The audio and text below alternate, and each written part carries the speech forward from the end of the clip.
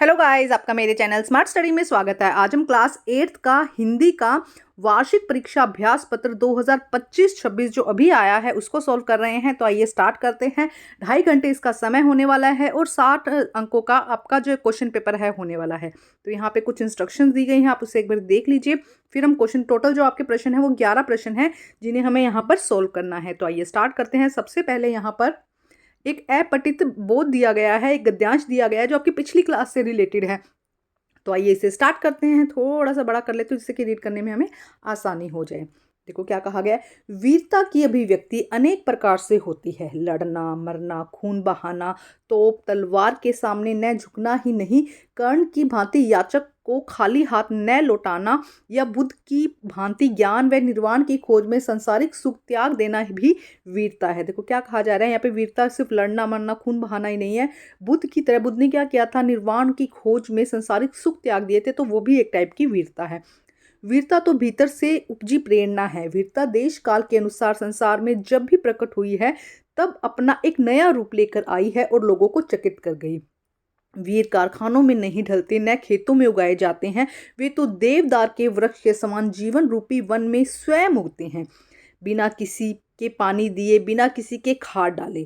तो यहाँ पे किसके वीरों की जो तुलना है वो देवदार के वृक्ष के समान हुई है।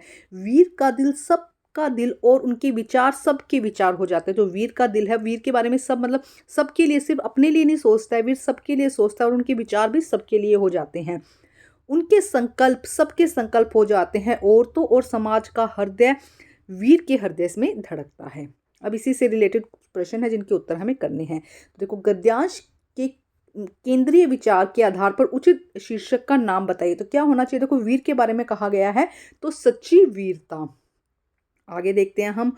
उसके विचार सबके विचार हो जाते हैं, उसके संकल्प सबके संकल्प हो जाते हैं। इस कथन में वीरता का कौन सा पहलू उभर कर आता है। सबको एक दिशा में जोड़ने की, कठिन परिस्थितियों में अधीर होने का गुण, युद्ध में जीत हासिल करने का कौशल और अपने लिए लाभ कमाने की प्रवृत्ति। तो देखो क्या है, कठिन परिस्थितियों में अधीर होने का मतलब मुश्किल परिस्थितियां हो उसमें भी क्या हो, अधीर होने का गुण। यहाँ पे अगर हम आंसर देखें तो सभी को एक दिशा में जोड़ने की क्षमता इसका आंसर हो जाएगा। कठिन परिस्थितियों में तो ठीक है वो बना रहता है, लेकिन वो क्या है, सभी को एक दिशा में जोड़ने की क्षमता को यहाँ पे कहा गया है। गद्यांश के अनुसार वीरता का वास्तविक स्रोत क्या है। प्रेरणा है। देखो यहाँ पे लिखा गया है वीरता का वास्तविक स्रोत क्या है, अंदर की प्रेरणा उपजी। वीरता तो भीतर से उपजी हुई प्रेरणा है, इसके लिए बाहर से कुछ नहीं देना पड़ता है। क्या है ये, अंदर जो प्रेरणा आती है उसी से वीरता क्या होती है। यहाँ पर वीरता जो है उसका वास्तविक स्रोत क्या है, भीतरी प्रेरणा। लेखक ने वीर को देवदार वृक्ष के समान क्यों बताया है। क्योंकि देखो यहाँ पे दिया गया है आंसर, अभी अच्छे से करवा दूंगी लेकिन पहले पैराग्राफ में से देखते हैं। देवदार वृक्ष के समान जीवन रूपी वन में स्वयं उगते हैं, मतलब अपनी जीवन की कठिनाइयों स्वयं वो जो वीर है वो स्वयं उगते हैं और बिना किसी को पानी दिए, बिना किसी के खाद डाले। मतलब कि कोई उन्हें प्रेरणा नहीं देता, कोई उन्हें अलग से मोटिवेशन नहीं देता, कोई अलग से काम नहीं कहता, उनके अंदर से भीतरी ये उपज होती है जिसकी वजह से वो वीर बनते हैं। तो क्या है आंसर, इनके आंसर देखते हैं हम। तो देखो क्या हो जाएगा इसका आंसर। गद्यांश के अनुसार वीरता का वास्तविक स्रोत क्या है। वीरता का वास्तविक स्रोत होना चाहिए था, तो वास्तविक स्रोत क्या है, साहस, धैर्य, मानवता की रक्षा में निहित न केवल शारीरिक बल बल्कि युद्ध में विजय। देखो थोड़ा सा इसमें मोल आ गया, वास्तविक मोल नहीं था जब मैंने सर्च किया था। तो यहाँ पे क्या आएगा, वास्तविक स्रोत क्या है, भीतरी प्रेरणा। तो आप इस तरह से लिखेंगे, भीतरी या आंतरिक, या इसको ज्यादा अच्छा शब्द हो जाएगा यहाँ पर, आंतरिक प्रेरणा। की अंदर से जो प्रेरणा आती है, जो मैंने आपको पैराग्राफ से बताया, वो आंसर इसका सही हो जाएगा। उसके बाद में वीर को देवदार के वृक्ष से तुलना क्यों की गई है। क्योंकि देवदार का वृक्ष ऊंचा होता है, मजबूत होता है, प्रतिकूल परिस्थितियों में भी अडिग रहता है, मतलब कि हल्का आंधी तूफान से झुकता नहीं है, टूटता नहीं है। तो इसी तरह से वीर जो है वो भी प्रतिकूल परिस्थितियों में अडिग रहता है। उसी प्रकार सच्चा वीर भी संकट के समय अडिग रहता है। अब देखते हैं नेक्स्ट। अब हम प्रश्न नंबर 2 देखते हैं। काव्यांश दिया गया है, उसी से रिलेटेड प्रश्न है। तो पहले काव्यांश को रीड करते हैं।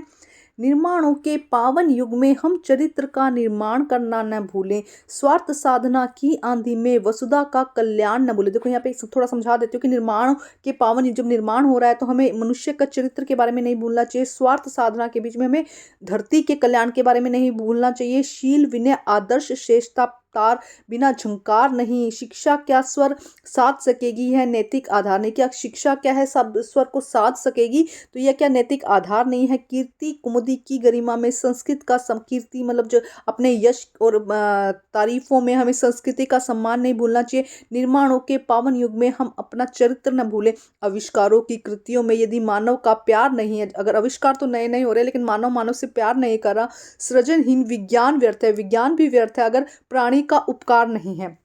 यदि हम किसी इंसान की उसको बारे में हम समझते नहीं हैं, भौतिकता के उत्थान में भौतिकता भौतिक सुख जो है उनके बारे में अगर हम जीवन के बारे में न उत्थान के बारे में न भूलें, निर्माणों के पावन युग में हम चरित्र का निर्माण न भूलें। तो देखो अच्छा है कि पैराग्राफ अच्छा दिया गया है काव्याश। अब इससे क्वेश्चन क्या है, निम्नलिखित में से किसके बिना शिक्षा व्यर्थ है। तो नैतिकता के बिना क्या है, यहाँ पे देखो लिखा गया पैराग्राफ में से, यह एकदम आपको कहीं दूर जाने की जरूरत नहीं। देखो यहाँ पे लिखा गया है शिक्षा क्या स्वर साधेगी या नैतिक आधार नहीं। अगर हमारे पास में नैतिकता नहीं है, दूसरों से बात करने की तमीज नहीं है, हम सभ्य नहीं है, तो शिक्षा भी क्या है व्यर्थ है। तो यहाँ पे क्या आ जाएगा नैतिकता। नेक्स्ट देखो क्या कहा गया, काव्यांश के अनुसार विज्ञान और आविष्कार तभी सार्थक माने जाएंगे जब वे मानवता और उपकार को बढ़ाएंगे। मतलब नई तकनीकी को, राष्ट्र के विश्व स्तर को, ये सब भी जरूरी है, धन और असुविधा को बढ़ाएंगे, लेकिन उसके साथ में मानव के लिए हम जो भी आविष्कार करते हैं मानव के सुख के लिए तो होना चाहिए। मानवता और उपकार को बढ़ाएंगे। तो इसका कौन सा आंसर हो जाएगा, सेकंड आंसर इसका यहाँ पे सही हो जाएगा, सेकेंड आंसर। उसके बाद नेक्स्ट देखते हैं क्या कहा गया, काव्यांश में किस बात को न भूलने की सलाह दी गई है, कोई एक सलाह बताओ। तो देखो बहुत सारी बातें हैं, किस बात को नहीं भूलना है हमको, हम यहीं से देखते हैं।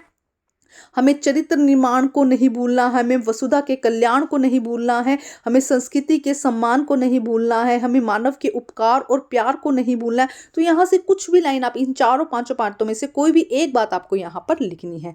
उसके बाद नेक्स्ट क्वेश्चन देखो क्या कहा गया है, काव्यांश में कवि भौतिक प्रगति के किन मूल्यों को बनाए रखने की प्रेरणा देता है। भौतिक मूल्यों में क्या कहा गया है यहाँ पे कि मानवता और उपकार, क्या कहा गया है देखो, मानवता का उपकार, चरित्र निर्माण, प्राणी का उपकार, ये सब बातें हमको बनाए रखनी है भौतिकता के साथ में। मतलब ये देखो यहाँ पे यहाँ से आंसर देख सकते हैं कि हमें क्या करना है, मानवता का उपकार, मानवता और उपकार को बनाए रखना है।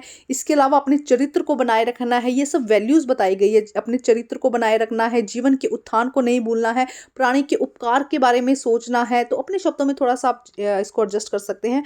तो ये आंसर, अगर इस आंसर में दिक्कत हो तो मुझे कमेंट करिएगा, मैं प्रॉपर इसका आंसर आपको लिखवा दूंगी। उसके बाद नेक्स्ट देखते हैं, नेक्स्ट देखो क्या कहा गया है। अब हमारा व्याकरण खंड ख शुरू हो रहा है, 10 नंबर का है। देखो क्या कहा गया है, स्तंभ क और ख में मिलान करना है। बिलवासी जी ने झाऊलाल को 250 रुपए दिए। तो देखो यहाँ पे हमें क्या बताना है, झाऊलाल एक स्पेशल व्यक्ति के बारे में बताया गया है ना, तो इसे हम क्या कहेंगे, सर्वनाम कहेंगे। उत्तम झाऊलाल यहाँ पे क्या हो जाएगा, उत्तम पुरुषवाचक हो जाएगा। झाऊलाल यहाँ पे क्या हो जाएगा, उत्तम पुरुष वाचक हो जाएगा। उसके बाद में बस तो फर्स्ट क्लास है जी। तो बस यहाँ पे फर्स्ट मतलब कि नंबर दिया गया है, तो ये क्या हो जाएगा, संख्यावाचक है। बस यहाँ पे क्या है, संख्यावाचक है। परंतु मैं उसे बदलू काका कहता था। तो देखो मैं मतलब कर्म कारक है ना, खुद के बारे में बात कर रहा है, ये यही आगे काम करेगा ना, तो यहाँ पे क्या हो जाएगा, कर्म कारक। परंतु मैं उसे बदलू काका कहता था। तो आंसर आपको समझ में आ गए होंगे। नेक्स्ट देखो, सुमेलित शब्द में प्रयुक्त उपसर्ग लगाइए। तो सुमेलित शब्द में सु यहाँ पे क्या हो जाएगा, उपसर्ग हो जाएगा। सु यहाँ पर क्या हो जाएगा, उपसर्ग हो जाएगा। तो सबसे पहले देखते हैं सुमेलित शब्द में प्रयुक्त उपसर्ग कौन सा है, तो सु हो जाएगा। सु यहाँ पर उपसर्ग है। दार प्रत्यय का प्रयोग करके, प्रत्यय हमेशा शब्द के पीछे लगता है, तो जैसे दुकानदार, दुकानदार, ठीक है, प्रत्यय करके मैं बताना है। दो और दो मुहावरे का अर्थ क्या है, जोड़ना। दो और दो जोड़ना, इसका मतलब है कि सही समय पर यूज करना। देखो किस तरह से लिखेंगे, अब इसका आंसर देखते हैं। तो देखो इसका अर्थ क्या हो जाएगा, दी गई परिस्थितियों से सही निष्कर्ष निकालना या अनुमान करना। मतलब 2 और 2 4, मतलब हमें पता है ना 2 और 2 हम अनुमान लगा सकते हैं, 2 और 2 को जोड़ना। तो यहाँ पे क्या होगा, जो भी परिस्थितियां दी गई है उसके अनुसार सही निष्कर्ष निकालना और अनुमान लगाना। नेक्स्ट देखो क्या है, मधुकर शब्द के 2 पर्यायवाची। तो मधुकर देखो, मधु मतलब शहद, कर मतलब खाने वाला। तो मधु को कौन खाता है, भंवरा। तो यहाँ पे क्या हो जाएगा, भंवरा, या भ्रभरी हम कहते हैं इसको, भ्रंगरी कहते हैं। तो इसका आंसर क्या हो जाएगा, भंवरा, है ना। तो आइए देखते हैं इसका आंसर एग्जैक्ट हिंदी में।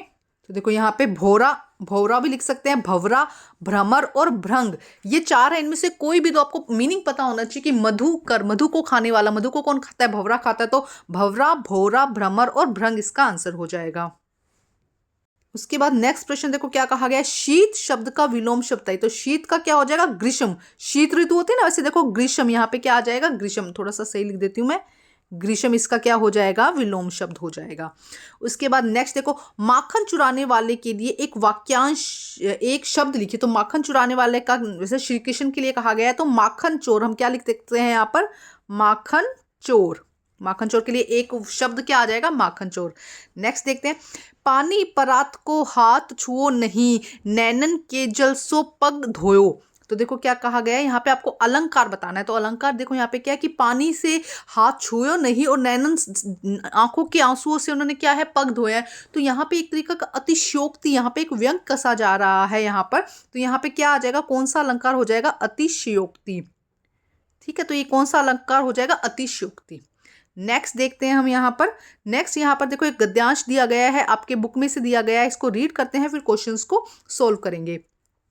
हम 5 मित्रों ने तय किया कि शाम को 4 बजे की बस में चलें। पन्ना ने इस कंपनी की बस सतना के लिए घंटे भर बाद मिलती है। पन्ना से इसी कंपनी की बस सतना के लिए, पन्ना से सतना जा रहे थे ना, वो पन्ना से सतना के लिए हर घंटे बाद मिलती है। जबलपुर की ट्रेन मिला देती है। सुबह घर पहुंच जाएंगे। हम में से 2 को सुबह काम पर हाजिर होना था, इसीलिए वापसी का यही रास्ता हमने अपनाना था। लोगों ने सलाह दी कि समझदार आदमी शाम की बस में सफ़र नहीं करते हैं। क्या रास्ते में डाकू मिलते हैं? नहीं, बस डाकिन है, क्योंकि वो बस, आपको पता है बस की यात्रा वाला चैप्टर है, वो बस बड़ी खटारा हालत में थी, तो इसमें सफ़र नहीं करते हैं। बस को देखा तो श्रद्धा भाव उमड़ पड़ी, खूब वृद्ध थे, मतलब एकदम वृद्ध हो चुकी थी। वृद्ध का मतलब है कि जर्जर अवस्था में थी, जिसकी वजह से इसमें सफ़र करना मुश्किल था। सदियों से अनुभव के निशान लिए हुए थे, मतलब उस पर निशान लगे हुए थे। लोग इसीलिए इसमें सफ़र करना नहीं चाहते। वृद्धावस्था में इसे कष्ट होगा, बस पूजा के योग्य है, उस पर सवार कैसे हुआ जा सकता। तो ये एक व्यंग कसा गया है उस बस को लेके, कहा गया कि उसकी हालत ऐसी थी कि उसमें बैठना मुश्किल है। अब इसी पे हम चैप्टर के क्वेश्चन देखते हैं। निम्नलिखित में से कौन सी बात बस की विशेषता के संदर्भ में इंगित नहीं की गई है, मतलब उसके बारे में नहीं कहा गया। वृद्धो व अनुभवी थी, बिल्कुल सही है। अनुभवी व पूजनीय है, यह भी सही है। नई नवेली व तेज, जर्जर और डाकिन। तो ये जो कहा गया है कि नई नवेली, नई तो नहीं थी, बहुत पुरानी थी, और तेज, तो इसका आंसर यहाँ पे क्या हो जाएगा, थर्ड, क्योंकि उन्होंने कहा है कि नहीं कहा गया है। ठीक है, उसके बाद देखते हैं नेक्स्ट। लेखक ने उसके मित्रों को वास्तविक गंतव्य कहाँ पर जाना था। तो देखो यहाँ पे दिखा गया है, सतना तक जाना था उनको। पन्ना से इस बस की सतना के लिए घंटे भर बाद मिलती है, जो कि जबलपुर की ट्रेन से मिला देती है।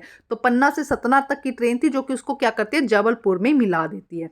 तो एक्चुअली उनको जाना कहाँ था, जबलपुर जाना था। ठीक है, पन्ना से सतना तक की बस थी, जो आगे जबलपुर की ट्रेन में उनको मिलवा देती है। ठीक है, उसके बाद देखो नेक्स्ट। लोगों ने शाम वाली बस में सफ़र करने से मना क्यों किया था? क्योंकि बस में बैठने की जगह नहीं थी, कम थी, बिल्कुल गलत है। क्योंकि रास्ता सुनसान और डरावना था, ये भी गलत है। क्योंकि बस बहुत पुरानी और जर्जर थी, तो ये आंसर सही हो जाएगा। बस में किराया बहुत अधिक था। ये देखो क्या आंसर हो जाएगा इसका, थर्ड आंसर यहाँ पे क्या हो जाएगा, सही हो जाएगा। लोग इसीलिए इसमें सफर नहीं करते क्योंकि ये वृद्धावस्था में से कष्ट होगा। इस वाक्य में कौन सा भाव निहित है? तो ये पूरा चैप्टर व्यंग पर आधारित है, तो इसमें क्या है, व्यंग यहाँ पे कहा गया है, व्यंग कसा गया है यहाँ पर। नेक्स्ट देखो, यहाँ पे प्रश्न दिए गए जिनका आंसर हमें देना है। 2-2 नंबर के प्रश्न का आंसर है। 2 प्रश्न आपको करने हैं, लेकिन हम यहाँ पे तीनों ही करेंगे। बाज और सांप में से कौन सा पात्र आपको अधिक समझदार लगा और क्यों? तो आइए देखते हैं इसका आंसर। तो देखो मैंने यहाँ पे दोनों ही तरीके के आंसर दे दिए हैं। आपको जो आपके अनुसार आपको क्या लगे, तो बाज और सांप की कहानी में ज्यादातर अगर हम देखें तो सांप ज्यादा समझदार लगता है, क्योंकि वह अपनी सीमित दुनिया में सुरक्षित और संतुष्ट था। तो सांप यहाँ पे क्या था, वो उसकी सीमित दुनिया थी, क्या था, जमीन था और बिल था, उसी में वो खुश था। लेकिन अगर हम बाज की बात करें तो वो स्वतंत्रता के लालच में जवान को गवा बैठने के लिए भी तैयार था, मतलब वो क्या चाहता था, अपनी जवान भी गवा देना चाहता था। तो ज्यादा अच्छा आपको क्या लगा? तो देखो अगर देखें तो ज्यादा सांप समझदार था, जो क्या था, दुनिया की परवाह किए बिना वो सीमित दुनिया में ही खुश था, संतुष्ट था, और संतुष्ट व्यक्ति को हम खुश कहते हैं। और बाज कैसा था, लालची था, जो क्या करना चाहता था, सारी दुनिया पर काबू पाना चाहता था। तो यहाँ पर ज्यादा समझदार कौन लगता है? सांप यहाँ पर ज्यादा समझदार लगता है। नेक्स्ट क्वेश्चन देखते हैं हम क्या कहा गया। मशीनी युग में कितनों ने हाथ काट दिए? मशीनी युग ने कितनों के हाथ काट दिए? पंक्ति का अर्थ बताइए। इनका आपको आंसर यहाँ पे देखो, यहाँ पे सिर्फ आपको छोटे कुछ ही शब्दों में इनका आंसर देना था। तो आइए देखते हैं इसका आंसर, शॉर्ट में आप आंसर दे सकते हैं। तो देखो यहाँ पे क्या कहा गया, मशीनी युग से क्या हुआ है, बेरोजगारी बढ़ी है, लोगों के हाथ काट दिए। क्योंकि अब क्या हो रहा है, थोड़ा सा एक्सप्लेन करके बता देती हूँ। अब क्या हो रहा है, जो नई चूड़ियां हैं कांच से बनती है। कांच की जो चूड़ियां वो किससे बनती है? मशीनों से बनती है। इसी तरीके से बहुत सारे जो घरों पे काम हो रहे थे मशीनों से हो रहे हैं, तो काम ज्यादा भी होता है और तेज भी होता है, जल्दी भी होता है और ज्यादा भी होता है, जिसकी वजह से क्या हो रहा है, बेरोजगारी जो है वो बढ़ रही है। नेक्स्ट प्रश्न देखो क्या है, क्या निराश हुआ जाए पाठ के माध्यम से लेखक क्या सीख देना चाहते हैं। लेखक यहाँ पर सीख देना चाहते हैं कि निराशा छोड़कर कर्म पर विश्वास करना चाहिए। हमें हमारे कर्म पे विश्वास करना चाहिए, हमें निराश नहीं होना चाहिए। हमारी जिंदगी में कुछ भी हो, हमेशा कर्म करते रहना चाहिए। उसके बाद नेक्स्ट आता है प्रश्न नंबर 6, जिसमें 2 प्रश्न करने हैं हमको। 30 से 40 शब्दों में इसका आंसर देना है। तो सबसे पहले देखो क्या कहा गया है, पडुकोडाई की महिलाओं पर साइकिल के प्रभाव की तरह आपके जीवन में किसी एक घटना में आए सकारात्मक बदलाव का अनुभव कीजिए कि आपके जीवन में क्या बदलाव आया।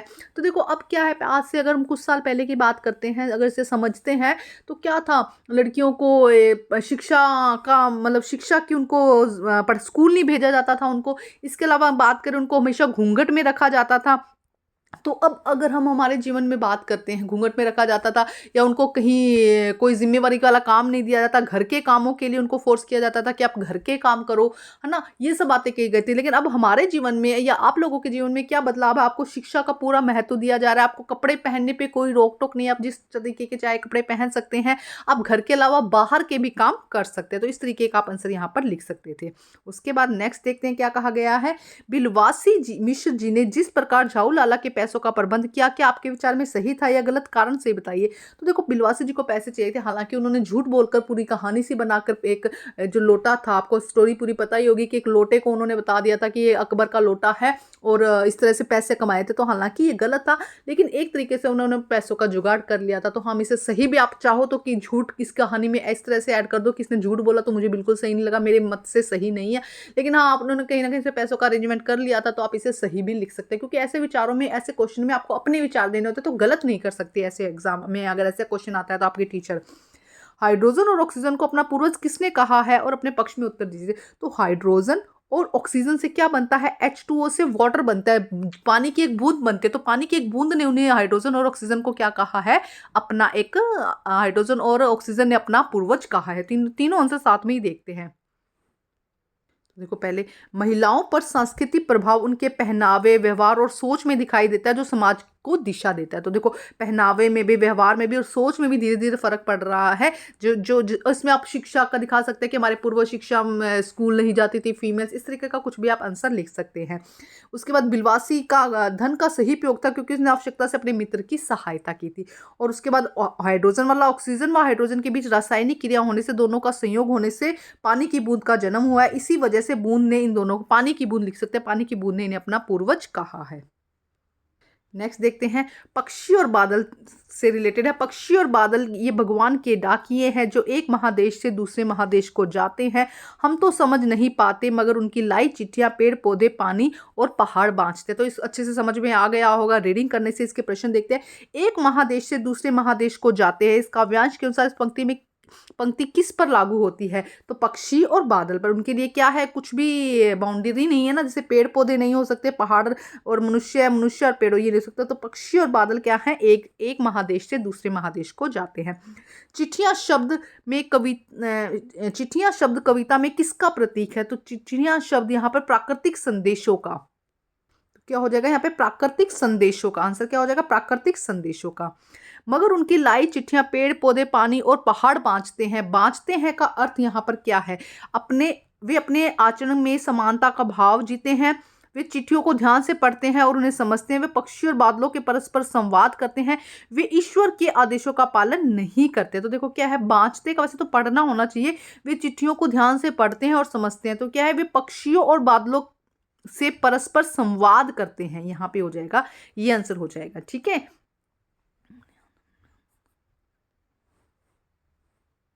तो इसका आंसर यहाँ पे क्या हो जाएगा, वे अपने आचरण में समानता के भाव को जीते। ये आंसर यहाँ पे सही हो जाएगा। देखो बाकी थोड़ा ध्यान से इसको डीपली पढ़ना पड़ेगा, तब यहाँ पे क्या है, वे अपने आचरण से समानता के भाव को जीते हैं।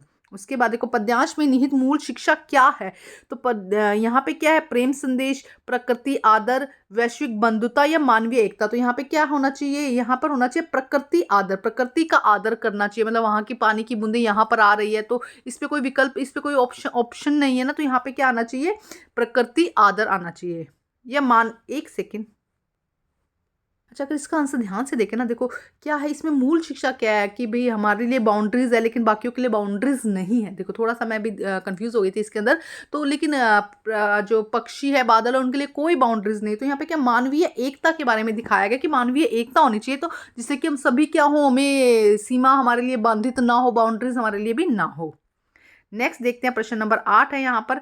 इनमें हमें प्रश्नों के उत्तर देने हैं। देखो क्या कहा गया है, कवि में दीवानों की हस्ती कविता में दीवाने शब्द का प्रयोग किस प्रकार के व्यक्तियों के लिए किया गया है।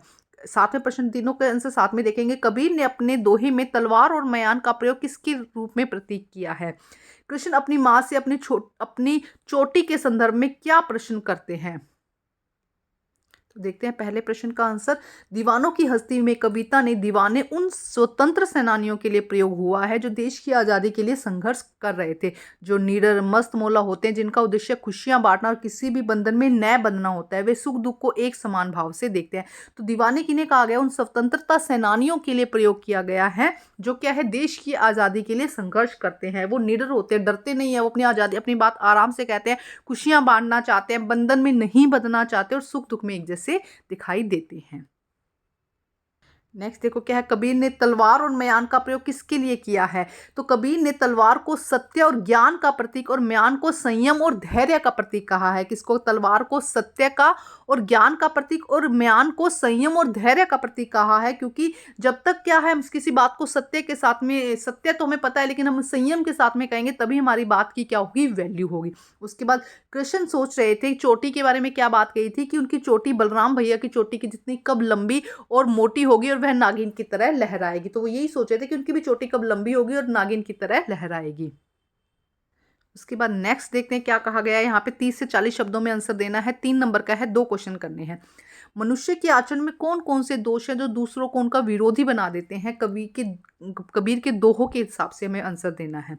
सेकंड प्रश्न देखते हैं, कृष्ण और सुदामा की सहायता गुप्त रूप से करने का क्या कारण था। कृष्ण द्वारा सुदामा की सहायता, कृष्ण ने क्या किया था, छुप कर जो है सुदामा की हेल्प की थी, उसका क्या रहस्य होगा, उसके बारे में विचार करना है। यशोदा ने कृष्ण की शिकायत करते समय गोपी से उन्हें अनोखा पुत्र क्यों कहते हैं। जब जो गोपियां हैं वो कृष्ण की शिकायत करती है यशोदा से, तो यशोदा ने उन्हें अपना अनोखा पुत्र क्यों कहा है, इसके बारे में बात करनी है।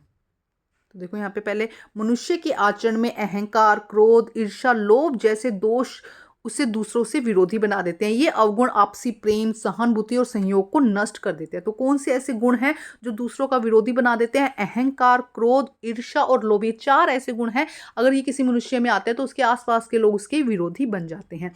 क्यों सहायता करना मतलब गुप्त की थी। कृष्ण सच्ची मित्रता को दिखावे का साधन नहीं बनाना चाहते। वो सच्ची मित्रता को ये नहीं समझते कि भी दिखावा करना चाहिए। वे सुदामा को आत्म सम्मान की रक्षा भी करना चाहते थे, इसीलिए उन्होंने सुदामा थे उनकी आत्म सम्मान की रक्षा भी करना चाहते थे और उनकी सहायता भी करना चाहते थे, इसीलिए उन्होंने उनकी सहायता कैसे करी थी, गुप्त तरीके से, मतलब छुप कर करी थी। यशोदा ने कृष्ण की शिकायत करते समय उन्हें अनूठा पुत्र क्यों कहती है। गोपी कृष्ण को अनूठा पुत्र इसलिए कहते हैं क्योंकि वह अत्यंत शरारती, चतुर और सामान्य बालकों के अलग स्वभाव था। उनकी हरकतें सबको चकित कर देती। अनूठा मतलब कि अनोखा, अनूठा का मतलब यहाँ पे अनोखा है। तो क्योंकि वो बहुत शरारती थे, चतुर थे, चालाक थे, सामान्य बालकों से थोड़ा अलग थे उनकी हरकतें, इसीलिए यशोदा ने कृष्ण को अनूठा पुत्र कहा। उसके बाद खंड घ आता है, रचनात्मक, 12 अंक का है। तो यहाँ पे हमें एक देखो, हम देखते हैं कि क्या दिया गया है। एक प्रश्न दिया गया है, आप सौम्य या सौम्य है, आपके मोहल्ले में सड़क के दोनों ओर स्ट्रीट लाइनें कई दिनों से खराब है, जिससे शाम के समय अंधेरा रहता है, दुर्घटनाओं का खतरा बढ़ जाता है। नगर निगम अधिकारी को स्ट्रीट लाइट ठीक करवाने के लिए पत्र लिखना है। ठीक है। दूसरा, इसके अथवा में दोनों में से कोई एक करना है। आप अदिति या आदित्य हैं, आप अपने सखी या मित्र को विद्यालय की वाद विवाद प्रतियोगिता में प्रथम स्थान प्राप्त हुआ है, उन्हें बधाई देने के लिए और मेहनत जारी रखने की प्रेरणा देते हुए एक पत्र लिखे। तो दोनों को हम साथ में करते हैं। एक को बधाई पत्र लिखना है और एक को सड़क की जो लाइट्स है वो खराब है उसके बारे में नगर निगम को पत्र लिखना है। तो देखते हैं, सबसे पहले हम यहाँ पे दिनांक लिखेंगे, सेवा में लिखेंगे, उसके बाद में नगर निगम अधिकारी, उस तरीके से हम लिख देंगे। उसके बाद देखो क्या लिखना है यहाँ पर, जैसे जहाँ का भी आपका एरिया है ना, वो एरिया आप डाल देंगे, रमेश नगर, कीर्ति नगर, है ना, इस तरह से कोई भी जहाँ का एरिया वहाँ का डाल देना। उसके बाद में विषय स्ट्रीट लाइट ठीक कराने हेतु प्रार्थना पत्र। महोदय, सभी ने निवेदन है कि हमारे मोहल्ले की सड़क की दोनों ओर की स्ट्रीट लाइट पिछले कई दिनों से खराब है, समय से अंधेरा हो जाता है जिससे दुर्घटना होने के जो चांसेस, शाम के समय अंधेरा हो जाता है, दुर्घटना और असामाजिक गतिविधियों का खतरा बढ़ जाता है।